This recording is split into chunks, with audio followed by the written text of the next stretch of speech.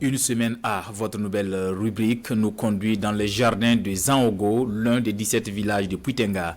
La maraîchiculture occupe femmes et jeunes de la localité aux abords du barrage de Itenga. La tomate, l'oignon et l'aubergine sont les principales spéculations produites. Le maraîchage à Zanhogo, c'est un reportage de Gira Somé et Amandine Lalsara. Sur plusieurs dizaines d'hectares, des maraîchers s'activent. Aujourd'hui, nous sommes jour de récolte sur le site de maraîchiculture, ici à Zanhogo. Après quelques heures de travail, voici le résultat. Plusieurs sacs de tomates, d'aubergines et d'oignons récoltés. Des légumes destinés au marché de Puitenga et ceux des localités voisines. L'entour de Puitenga est basé sur Puitenga. Donc maintenant, chaque marché, le jour de marché, il y a des gens qui quittent à Bogandé, à Boulissa, à Zoro derrière, qui viennent payer avec les commerçants de Puitenga. Nous, on s'en va leur donner. C'est que le marché de Puitenga est vache. Sinon, notre travail, ça allait quand même être zéro. Vraiment, on n'a pas de quoi conserver. Dans le village de Zanhogo, situé à moins de 10 km de la ville de Puitenga, le maraîchage occupe de nombreuses personnes en saison sèche. Moi, seul dans ma cour là, j'ai 5 enfants qui font le maraîchage. Donc, si par cours, si on peut avoir au moins 5, 6, 7, c'est trop.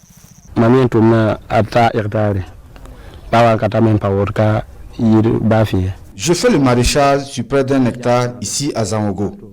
On produit plusieurs spéculations, la tomate, l'oignon, la salade, le chou. Plus de 1000 personnes travaillent ici. Et pour ces milliers de producteurs, une préoccupation commune. Le barrage de Itenga, qui est la principale source d'eau, n'arrive plus à satisfaire la demande.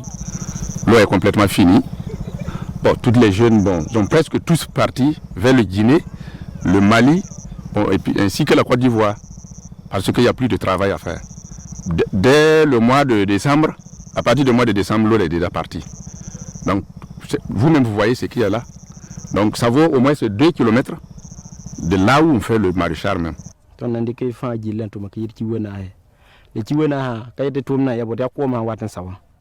Nous travaillons sur près de 4 mois. Mais à partir du 3e mois, on n'a plus d'eau. Donc, nous creusons des puits et on n'arrive pas à avoir l'eau. On rencontre des cailloux et nos productions se sèchent. Voyez vous-même, nous travaillons à perte.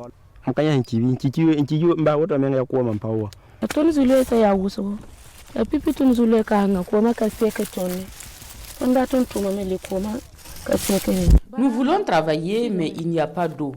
Le barrage a tari. Sur une parcelle, on perd la moitié de nos spéculations et ça nous décourage.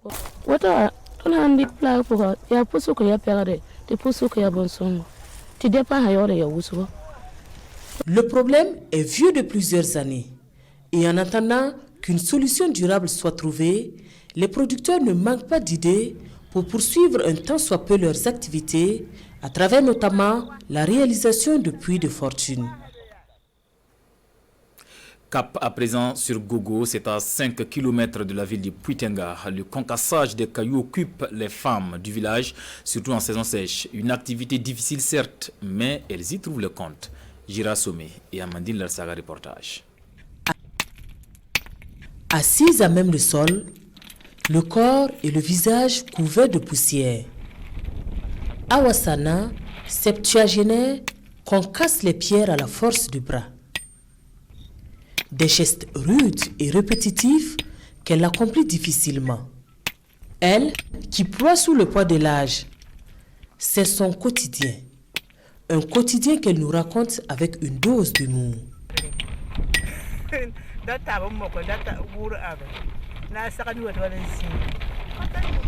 Avec ce que je fais, j'arrive au moins à subvenir à mes besoins. C'est honnête et je ne m'en dis pas. Mais il faut reconnaître que le travail est très dur. Je me lève très tôt et je me couche très tard. Et cela me donne des courbatures. Je dois travailler plusieurs jours pour espérer une charrette de cailloux concassés que je revends parfois à 2000 ou 3000 francs. Une activité qu'elle partage ici sous ce hangar de fortune avec sa belle-fille. C'est elle qui est chargée de la collecte des pierres.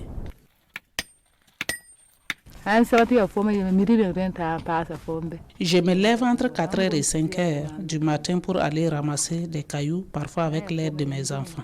Il arrive souvent que je n'en trouve pas et comme je n'ai pas de pioche pour creuser, je reviens produire ou parfois avec du bois de chauffe. Non loin de là, Awa Kabore affronte aussi la pénibilité du travail, concasseuse également par la force des choses.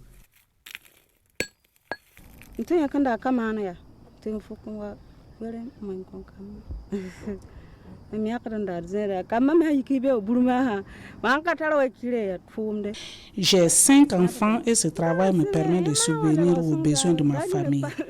Je suis mariée, mais lui aussi il se débrouille, donc on s'entraide. Ici, à Gogo, le concassage des cailloux est réservé aux femmes. Et la rudesse du travail est loin d'être un frein pour elles.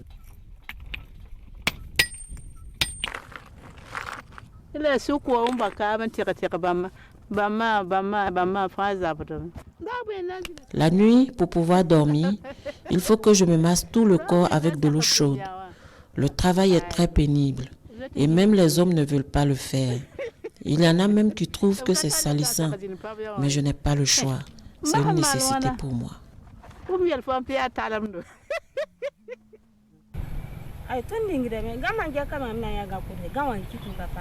Je porte parfois des gants, mais ce sont des dépenses inutiles.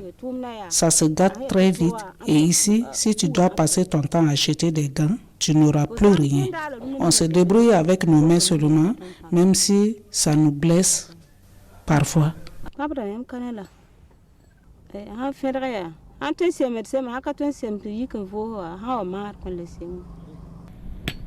Les cailloux seront vendus pour servir aux travaux de construction.